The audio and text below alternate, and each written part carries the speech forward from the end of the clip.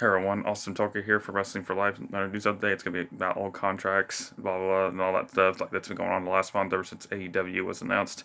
So it's been reported that's as I reported yesterday. Randy Orton's in talks with with AEW, or said he would talk to them and stuff. But it's been reported by Dave Meltzer back in 2010 that Randy Orton signed a 10-year contract with WWE. And that's true that this contract should end sometime in 2020.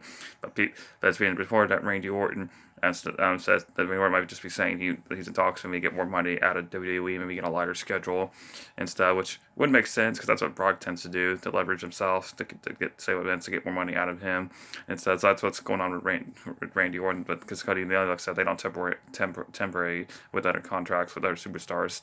And other news, the Usos have not re-signed their contracts supposedly end in April and stuff. Now it's being reported that Jim Ross / JR's contract ends in March, Mauro Ronaldo's contract ends in June, and June is Shinsuke's contract ends sometime this year. It was reported that Shinsuke Nakamura might not re-sign, but they think the Usos, but there's no done deal that the Usos will leave. But there's no been talk. They just haven't re-signed and stuff. And stuff. So it's a big, interesting time to be a wrestling fan right now with all these contracts and then everybody wanting to see other options and all that.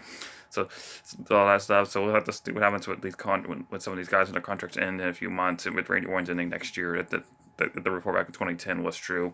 So other news, fairly Lucha Underground is under lawsuits right now because 3 of their wrestlers are trying to sue them because I guess apparently they're not getting paid when the Lucha Underground's off season, and they're wanting to go to other companies and stuff, get stuff when the seasons are off, but I guess they're locked in and stuff, can't go to other companies unless they're have permission from the Lucha Underground officials and producers. So they're going through a lawsuit right now. So and it's not good getting sued. WWE has experienced a lot of that in the last decade or two with like former wrestlers having concussions and all that.